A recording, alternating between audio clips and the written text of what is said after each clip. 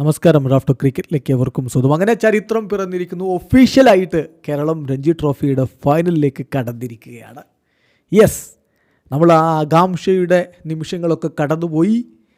ടീക്ക് ശേഷം കുറച്ച് ഓവറുകൾ കൂടി ബൗൾ ചെയ്തപ്പോൾ ഗുജറാത്തിൻ്റെ ക്യാപ്റ്റന് മനസ്സിലായി, ഇല്ല, വിക്കറ്റ് ലഭിക്കുന്നില്ല, ഇനി ഈ കളി മുന്നോട്ട് കൊണ്ടുപോയിട്ട് കാര്യമില്ല.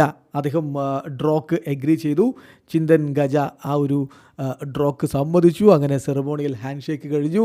കേരളവും ഗുജറാത്തും തമ്മിലുള്ള മത്സരം ഒഫീഷ്യലി ഡ്രോ ആയിട്ട് വരുന്നു, ഡ്രോ ആയി പ്രഖ്യാപിക്കുന്നു. അതിനർത്ഥം ആദ്യ ഇന്നിങ്സിൽ 2 റൺസിൻ്റെ ലീഡ് നേടിയ കേരളം ഇതാ ചരിത്രത്തിലാദ്യമായിട്ട് ഫൈനലിലേക്ക് കടന്നിരിക്കുന്നു.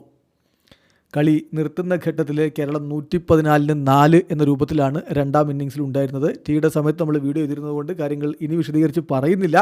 കളിയുടെ അവസാന ഘട്ടത്തിൽ ഇമ്രാൻ 57 പന്തിൽ നിന്ന് 14 റൺസുമായിട്ടും ജലജ് സക്സേന 90 പന്തിൽ നിന്ന് 37 റൺസുമായിട്ടും ശക്തമായിട്ടുള്ള പ്രതിരോധം തീർത്ത് കേരളം തോൽക്കില്ല എന്ന് ഉറപ്പാക്കുകയായിരുന്നു. അതോടുകൂടി നമ്മൾ ആഗ്രഹിച്ച ആ ഒരു സെറമോണിയൽ ഹാൻഡ് ഷേക്ക് വന്നു. കളി കഴിഞ്ഞു.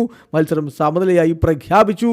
ആദ്യ ഇന്നിങ്സിലെ 2 റൺസിൻ്റെ ലീഡ്, അതായത് ആദ്യ ഇന്നിങ്സിൽ കേരളം 457 റൺസ് അടിച്ചിരുന്നു. മറുപടി ബാറ്റിങ്ങിൽ ഗുജറാത്ത് 455 ഓൾ ഔട്ട് ആവുകയായിരുന്നു. കേരളത്തിനൊരു ചെറിയ ആശങ്ക രണ്ടാം ഇന്നിങ്സിൽ ഉണ്ടായിരുന്ന സൽമാൻ നിസാർ അദ്ദേഹത്തിൻ്റെ തലയിൽ ബോൾ കൊണ്ടിരുന്നു. അദ്ദേഹത്തിന് കൺകഷൻ സബായിട്ട് പകരം ഷോൺ റോജറെ കേരളം ഉൾപ്പെടുത്തിയിട്ടുണ്ടായിരുന്നു. പക്ഷേ അതിൻ്റെ ഒന്നും ആവശ്യം വന്നിട്ടില്ല. കേരളം ഇതാ സമനിലയോടുകൂടി ആദ്യ ഇന്നിങ്സിലെ ലീഡോടുകൂടി ചരിത്രത്തിലാദ്യമായിട്ട് രഞ്ജി ട്രോഫിയുടെ ഫൈനലിലേക്ക് എത്തിയിരിക്കുന്നു. കേരളത്തിൻ്റെ ചുണക്കുട്ടികൾക്കൊരു ബിഗ് സല്യൂട്ട്. വീഡിയോ അവസാനിക്കുന്നു. ക്രിക്കറ്റ് ലോകത്തെ കുറിച്ച് വിശേഷങ്ങളുമായി റാഫ്റ്റോ എത്താം.